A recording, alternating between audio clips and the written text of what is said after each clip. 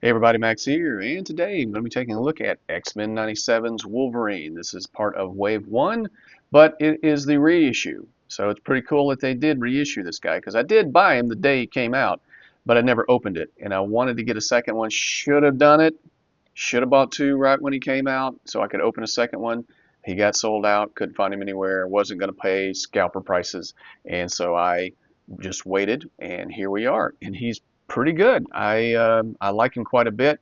Now he came out first before the Secret Wars Wolverine, which I've done a review on and quite like this figure. So it's more of the same, similar. We've seen some of these parts before in other Wolverines. I think there are probably some updates. Pinless joints and hair sculpted on instead of just painted, that sort of thing. So the package, is exactly the same as when he first came out, and it's the same trade dress as the whole line. So, and then you have, the characters in that wave. I have Magneto. He's my favorite villain of all time, and I have Rogue, but I didn't open her. I wish I had gotten Bishop. Maybe they'll reissue. If they do reissue him, or if I find him somewhere in the wild, I will grab him. I've always liked Bishop. But yeah, anyway, I don't buy everything in every wave, so I buy the things that I like the most, the things that they like my favorite characters. So out of this wave, Magneto, Wolverine, and maybe I'll grab Bishop someday. So, but we're here to talk about Wolverine, and he comes with the usual stuff. I mean, he's got his clawed hands, and he's got his fists unsheathed, or sheathed claws is what I'm trying to say. And then he has a masked head. So this masked head is probably, while I like the kind of bigger, what do we call these things? Fins? Mask fins? I don't know. They extend out more than the Secret Wars. While I like the look, I feel like the expression is just a little too blank, and the stubble is, I don't know, it just doesn't fit, and it doesn't look like the same person. He's got more of a squared chin. This figure just kind of, this head sculpt just kind of looks like it's somebody else under the mask. So I don't quite like how neutral his expression is. So, which is kind of funny because I really like this masked head and hate the unmasked head that came with it. Now you can of course swap these out, and I have, so they work just fine. They fit just fine because they're the same figure. He has the mask pulled back, and I like to display him like that. I had to heat this up a little bit because it just didn't quite sit right. So I heated it up, put it in some hot water, and then put it down onto the neck and the shoulders and just let it cool off so that it molded, and it stays fairly well. So yeah, this is a really solid Wolverine. Like I said before, I'm a big fan of Wolverine.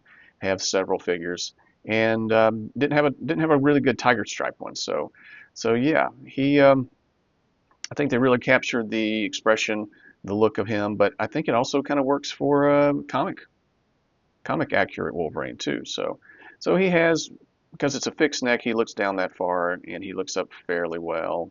Hair kind of gets in the way a little bit, and good side to side and all that kind of stuff, and nothing we aren't accustomed to. Shoulder pads, shoulder pauldrons that are pegged in, and so they float and you can move them, which I'm glad for. It doesn't really bother me. It doesn't hinder motion, rotation, because they're pegged into the upper arm, the deltoid there. You just may have to just reposition them after you pose him for a bit. Pretty good butterfly joints. Now these aren't as stiff as this guy. These are like just crazy stiff. So going back at least, yeah, this is the left arm. So I have some issues there. I mean, it's not really a terrible issue, but just be aware of that.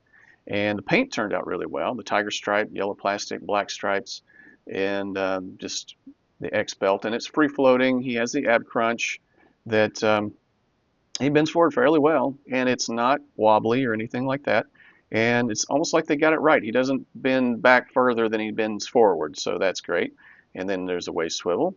And some people don't like that, but I don't really have a problem with it. I mean, yeah, it kind of breaks up, well, it definitely breaks up the sculpt there, but at any rate, it doesn't really bother me a whole lot. So he has really good range of motion on the bicep swivel, double jointed,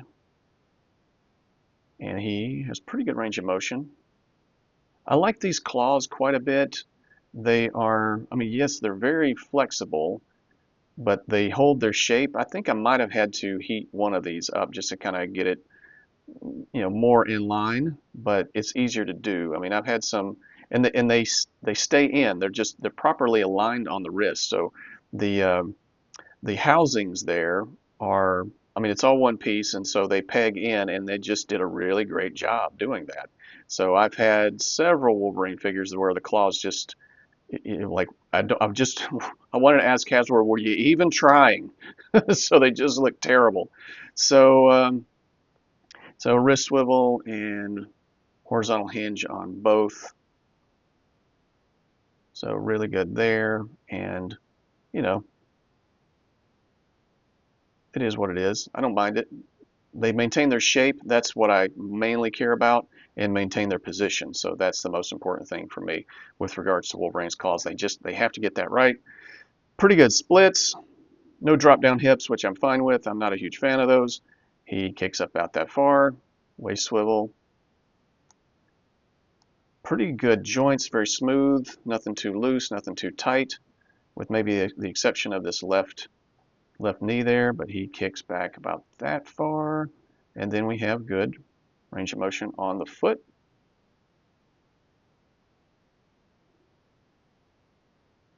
And let's see if we can get him into like a fastball special pose here. So yeah, I definitely like this. This is probably one of my all-time favorite, going to be one of my all-time favorite Marvel Legends Wolverine figures. They did a really good job. I like the look of it. Paint turned out very well all the way around. I had a little paint splotches here and there on the Secret Wars figure, but I'm just glad to have both of his classic looks depicted in plastic form. So yeah, let me know what you think in the comments section. I'm going to give this guy a warp factor of 9. Can't go wrong. I mean, yeah, I guess you can go wrong with Wolverine, but they did a really good job, and I'm glad they didn't go wrong with Wolverine because I needed a Tiger Stripe Wolverine in the collection, and I may be done. I think I've got quite a few different Wolverines, and I think this may do me for a while in terms of all the various looks that he's had, at least the ones that I've liked the most. So let me know what you think in the comments section. Do you have him? Did you have to wait for a reissue because you missed out the first time? What did you think of the cartoon?